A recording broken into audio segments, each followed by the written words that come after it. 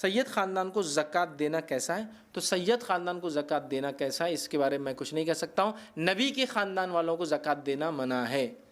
اب بولیں گے دونوں میں فرق کیوں کر رہا ہوں میں اس لیے فرق کر رہا ہوں کہ بہت ساری مرتبہ لوگوں نے سرنیم کو اڈاپٹ کر لیا، اور یاد رکھیں جانتے مجھتے اپنا خاندان کو بدلنا یہ بہت سنگین جرم ہے. نبی اکرم صلی اللہ علیہ وسلم نے فرمایا وہ شخص جنت میں نہیں جائے گا جو جانتے مجھتے اپنے خاندان کو بدلے. لیکن ہم کو پتہ ہے بہت سارے لوگوں نے سید یوں ہی رکھ لیا، کیا وجہ رہی مجھے نہیں پتا، ٹھیک، لیکن رکھ لیا تو وہ تو بہت غلط ہے.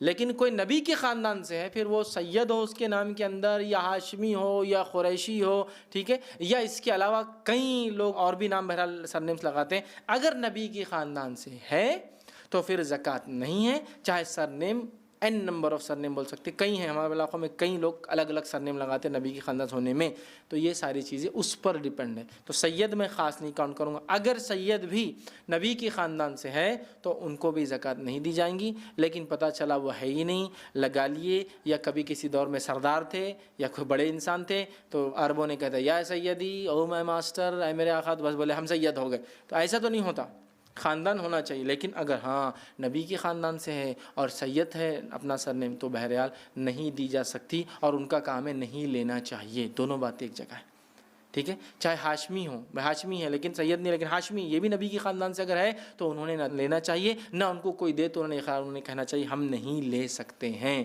ٹھیک ہے. تو سید کو میں خاص نہیں کروں گا. میں یہ کہوں گا نبی کے خاندان سے جو ہے، چاہے جو سرنیمس ہو، وہ لوگ زکوٰۃ نہیں لے سکتے، صدقات نہیں لے سکتے. ان لوگوں کی اگر آپ کو مدد کرنا ہے، واقعی میں کوئی کہہ رہا ہے میں سید ہوں اور نبی کے خاندان سے ہوں، ہاشمی ہوں، قریشی ہو اور نبی کے خاندان سے ہوں، تو پھر ایسے شخص کو آپ نے بھی زکوٰۃ نہیں دینا چاہیے. پھر کیسے مدد کریں ان کی؟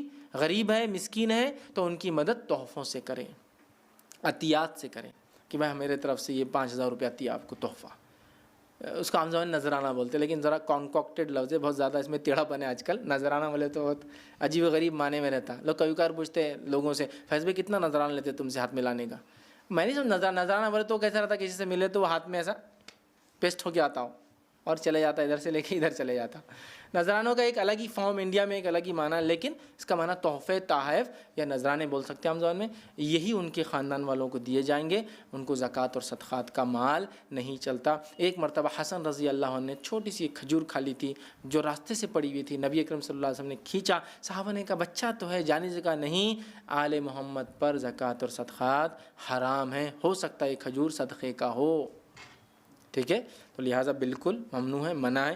تو میں یہ سید خاص نہیں کروں گا، جو بھی نبی کے خاندان سے جو بھی سرنیم ہوتا ہو ان کے لیے منع ہے، یاد رکھیں. اسی طرح